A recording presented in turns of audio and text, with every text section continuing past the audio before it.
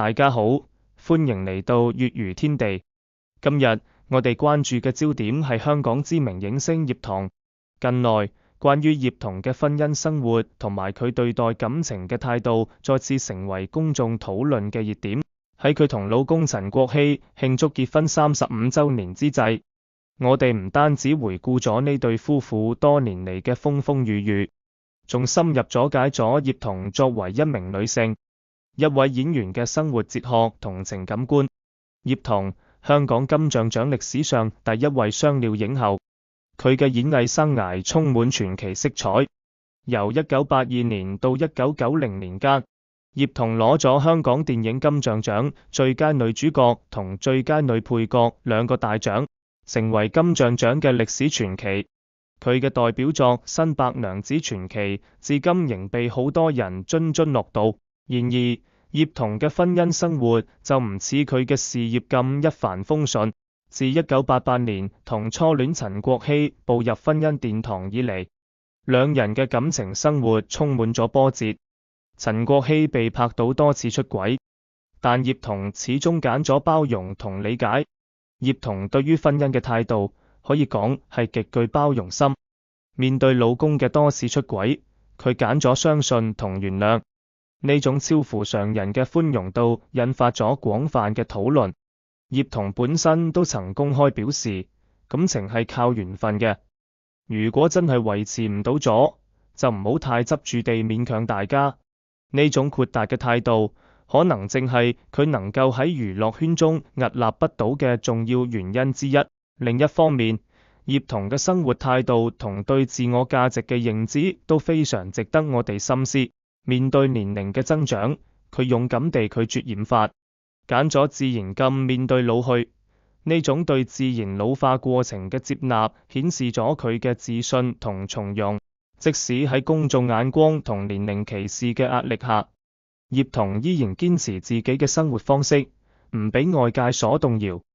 喺漫長嘅演藝生涯中，葉童唔單止係一位傑出嘅演員，佢嘅人生觀同感情態度都俾咗我哋好多啟示。面對婚姻中嘅挑戰，佢揀咗寬容同信任；面對年齡嘅增長，佢揀咗自然同接納。葉童嘅故事唔單止係關於一位演員嘅傳奇，更係關於點樣以一種平和同積極嘅心態面對生活嘅真實寫照。喺呢個複雜多變嘅娛樂圈，葉童同陳國希嘅故事俾咗我哋帶來咗邊啲思考？喺愛情同婚姻面前，我哋又應該點樣把握自己嘅幸福？葉童同陳國希嘅愛情線係一段跨越數十年嘅愛情長跑，期間充滿咗甜蜜、挑戰同成長。喺1980年代初，葉童同陳國希相遇嗰陣，葉童已經係一個受到眾多關注嘅新星，而陳國希喺商界都有一定嘅地位。兩人嘅相遇宛如電影情節，充滿咗浪漫。佢哋好快就陷入愛河，開始咗佢哋嘅戀愛生活。經過數年嘅戀愛，兩人喺1988年步入咗婚姻殿堂。呢次婚禮喺當時引起咗媒體同公眾嘅廣泛關注。到咗1990年代，葉童嘅事業達到咗巔峰，同時亦係佢事業同家庭衝突最為顯著嘅時期。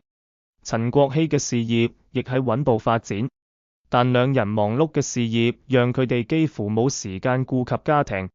呢段時間內，佢哋嘅婚姻經受咗重大嘅考驗。陳國希被媒體曝光出軌事件，對佢哋嘅婚姻造成咗巨大嘅衝擊。面對呢啲挑戰，葉童揀咗包容同理解。佢嘅做法得到咗好多人嘅讚揚同理解。到咗2010年，經過咗之前幾十年嘅風風雨雨，兩人嘅關係變得更加成熟穩定。佢哋開始更多地共同參與公益活動，一齊成長。葉童喺公眾面前展現咗堅強獨立嘅一面，同時佢同陳國希嘅關係亦成為咗好多人學習嘅榜樣。喺2023年，葉童同陳國希慶祝咗佢哋嘅結婚35週年紀念。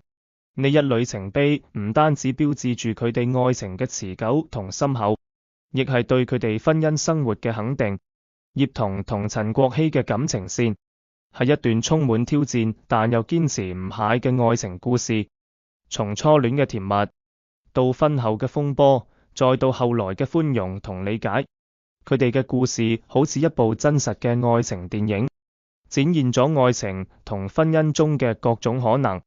喺娛樂圈呢個充滿變數嘅環境中，佢哋能夠手牽手走過咁多年，足以證明咗佢哋對待感情嘅真誠同堅持。葉童嘅故事唔單止局限於佢同陳國希嘅感情生活，更係一段充滿傳奇色彩嘅職業生涯旅程。從1980年代初期嘅電影新星，到成為香港金像獎歷史上第一位雙料影后，葉童喺演藝事業上嘅每一步都顯得格外耀眼。佢嘅成就唔單止係喺熒幕前嘅表現，仲包括咗佢喺演藝圈外嘅多元發展同對社會嘅積極貢獻。葉童嘅電影事業始於1980年代，佢憑藉喺《新白娘子傳奇》中嘅精彩演繹，贏得咗廣泛讚譽。呢部作品唔單止喺中國大陸同香港地區深受歡迎，更係令葉童嘅名字響徹亞洲。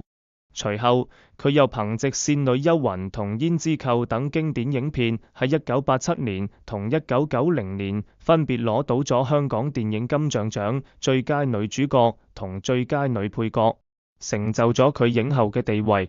喺呢一時期，葉童嘅演技深度同廣度都得到咗極大嘅挑戰同提升。佢喺唔同類型嘅電影中展現咗極強嘅變化性同深厚嘅演技底蘊。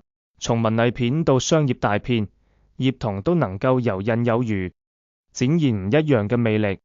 進入21世紀，葉童並冇因為年齡嘅增長而淡出影壇，反而係更加活躍於電影同電視劇嘅拍攝。佢唔單止喺新嘅作品中繼續展現佢嘅演技，仲開始嘗試唔同嘅角色同挑戰新嘅演藝領域。葉童嘅影響力逐漸由亞洲擴展到咗國際，參與咗多部國際合作嘅電影項目，展現咗中國女性嘅獨立同魅力。除咗演藝事業，葉童仲積極參與公益活動，用佢嘅影響力呼籲社會關注兒童教育同女性權益。佢嘅呢啲行動贏得咗公眾嘅尊敬同愛戴。更為難得嘅係，喺演藝事業取得巨大成就嘅同時，葉童始終保持住低調同謙遜嘅態度。佢喺接受訪時曾經表示，自己能夠有今日嘅成就，除咗個人嘅努力外，更多嘅係時代俾嘅機遇，以及身邊人嘅支持同幫助。葉童嘅呢種心態，亦正係佢能夠長久立足於變幻莫測嘅娛樂圈嘅重要原因之一。咁今日嘅內容就到呢度啦，記得撐一撐，撳個 like、訂閱加上分享啦。